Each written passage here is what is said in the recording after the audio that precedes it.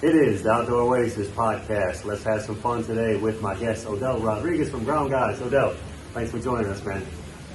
Odel and I are part of the same B&I group. We work together on a lot of outdoor living projects. He does landscaping stuff, drainage, and then he hooks me up with pavers, screen jobs, pergolas, lighting, all the other stuff that we do. So I wanted to bring him on today and talk with you guys a little bit about just tips and advice that you can know when you're considering some landscaping projects. Experiences that he's been through as far as for other business owners and his background as well. So Odel, if you want to get started, just let people know about your background and how you got into the industry and all that stuff. Awesome. Hey, thank you for having me, Dave, and the awesome introduction. So, I'm Odel Rodriguez and the owner of Ground Guys of Carrollwood. It is a franchise. There's a reason why I bought this franchise, but we won't get into that right now. I kind of want to tell you a little bit about me and where my family is from and just kind of what brought me here. I'm originally from Cuba. I moved to the United States when I was about 10 years old, and just had the regular kind of immigrant lifestyle. It was tough. We worked hard. Families full of kind of day laborer, tradesmen, kind of thing. Around 19 years old, I joined the United States Air Force. Thank you for sharing. Oh, thank you. And I served for about 13, 14 years. Traveled the world. Got to live in Okinawa, England, San Antonio, Texas. While there, obviously, I took advantage of their amazing education system. I feel like I'm recruiting for the Air Force now, but I got my master's degree in business, and that's what kind of drives me to own my own business. Although, to be honest, seeing my mom work so hard as a young kid and seeing her work for other people and struggle cleaning houses and doing all these odd jobs, I always knew that wasn't going to be me. I wanted to make sure that I had my own business. So one day, she didn't have to do that. So she could just relax and take care of herself. So that's a little bit about me.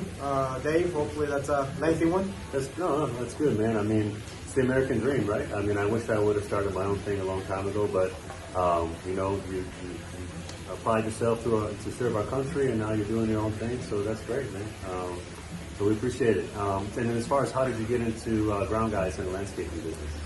Great. So, I've always had a knack, I guess, for working with ground, right? So I found myself always asking, what do I want to do? What do I want to do? I knew I wanted to own a business. I just didn't know what kind of business. I knew that I was very artistic. I knew that I liked design. I went to a technical school for design, interior design. I know, surprise. And so I started to tie everything together. And I said, you know what? I think I'm going to like landscape. And I tried it, and I ended up loving it. So I started searching up for franchises because I've never ran a business on my own. And I kind of, franchises are good to kind of help you not fall as fast or hard or at all.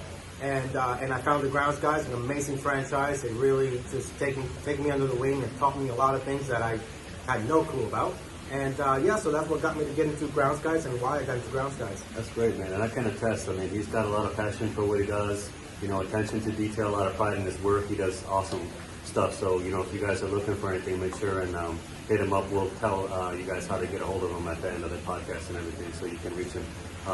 So as far as if homeowners are thinking about doing a landscape project, what tips and advice would you give them as far as what to look for in a company? Just anything to be careful of and anything to look out for. Gosh, Dave, that could be a very lengthy conversation, but I'm gonna tell you the one thing that I feel is like a must for every business owner.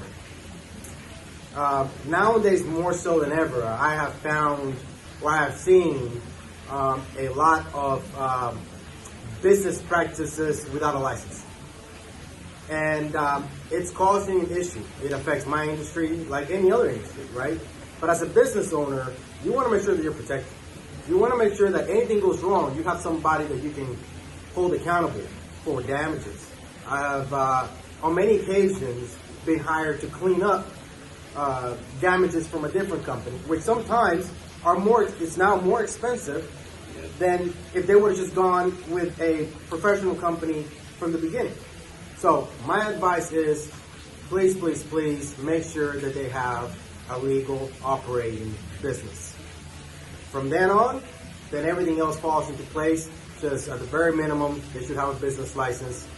They should be able to provide that to you, or you can look it up in some biz. All right? Yeah, for sure. That's good advice. And make sure you're looking into the companies, looking at reviews, anything you can, references. So all that stuff helps a lot. What about as far as like trends, things that you recommend for people to do, landscaping? I don't know, any ways to maybe save money or like new things that people are doing? Anything you want to say here as far as that goes? Sure. So there's quite a bit of trends going on. It's a lot of changes in Florida. The good thing about Florida is great weather year round, kind of, right? What I mean by that is we don't really have snow. So that opens up to a lot of opportunities, right? I gotta say that one of my biggest suggestions when you're looking at landscaping and how you can save money and protect your asset or protect your landscape in your home is please invest. Don't be stingy with the material. I cannot emphasize that enough. I can always offer you X, Y, and C choice. And I'll give you the one choice that you're like, yeah, that's the one I can afford. Oftentimes I say, I wouldn't do it. I wouldn't do it. It's not worth it. You're going to have to replace it in X amount of years. Trust me, it's not worth it. So my biggest advice is just make sure that you are investing in a project that you're spending a lot of money in, right? Just invest in quality material. Make sure that your contractor, whoever's doing that job, is using premium quality material. So that way you know that you have something that's going to hold for the future and not that's going to break down in a couple of months, right? One of the biggest things is, I'll give you one example, is a lot of them do this whole scenery change, but you know, they don't want to add mulch or rocks because rock is too expensive and they want to leave it bare. I tell them, look, if we do it this way, your flower bed is going to be full with weeds and it's going to be a problem. It's going to strangle your plants. It's not going to be appealing. You're wasting your money. You know, I think to give it a nice curb appeal, you should be adding something like that, right? Protects your plants, protects your bed. It makes everything look better. It's tighter.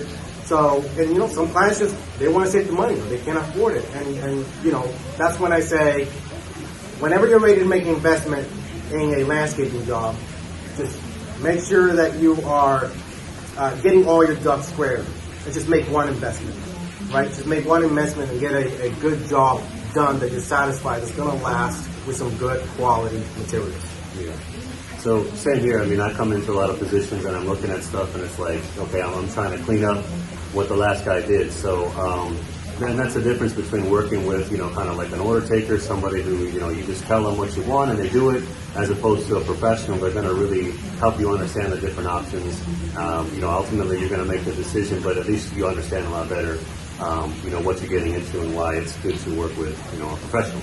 So, Dave, real quick, actually, to piggyback on that, yes, thank you. I don't know if you operate the same as me, Dave, but I've actually denied jobs because they want to save money on the job to the point where my job will impact my name, right, and the quality of work. You don't want to put your name on it, exactly. Yeah. So I'm getting better at that myself. You know, I love to just help people.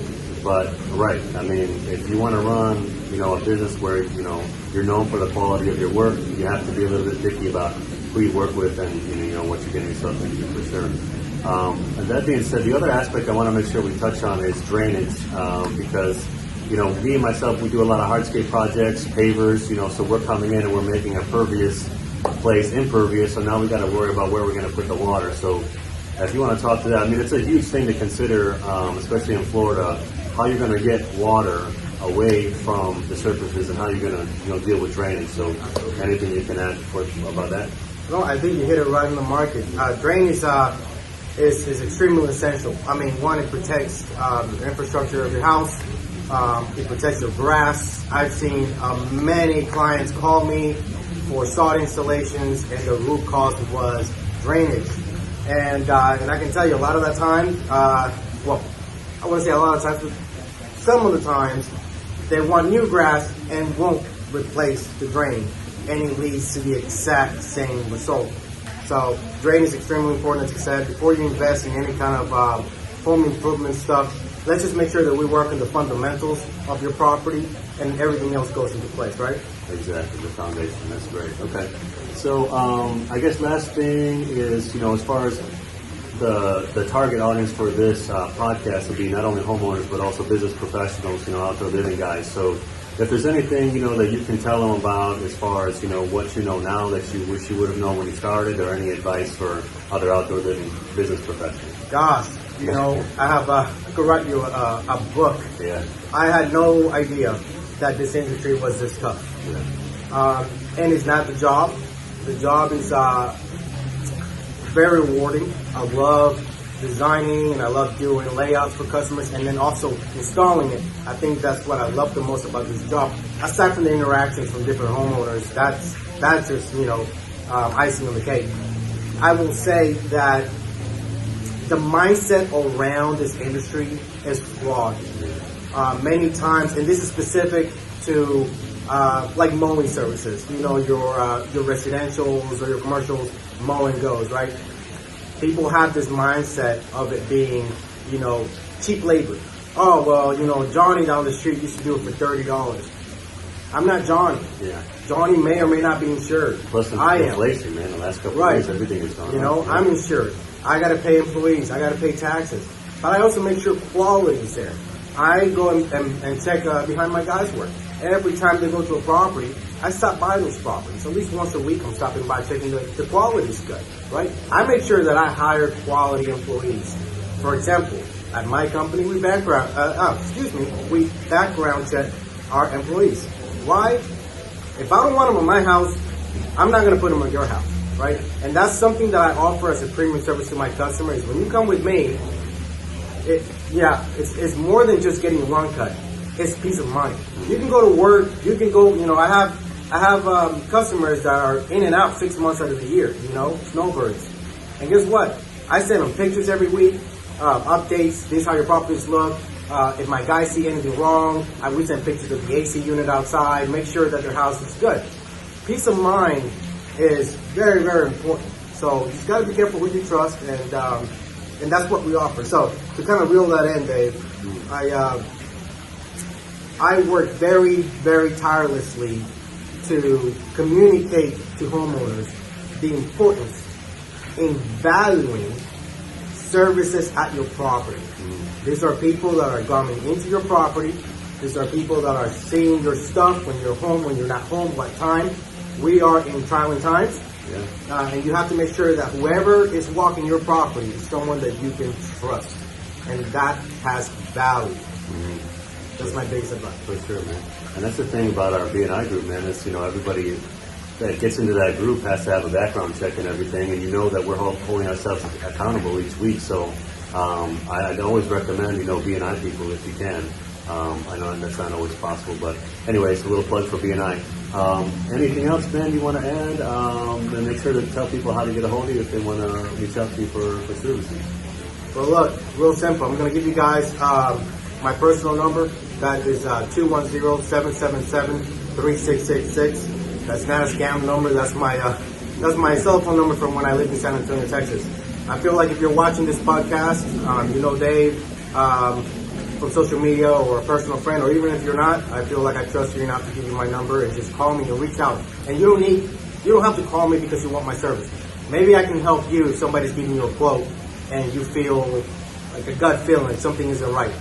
I'm not here to, it's not always business. Sometimes just helping people help people, right? So give me a call, Ground Guys of Carrollwood, and hopefully I get to talk to one of you guys here in the future. That's awesome, man. All right, dude. Well, thanks again for coming out. I'm really appreciative to know you and that you're part of the group. And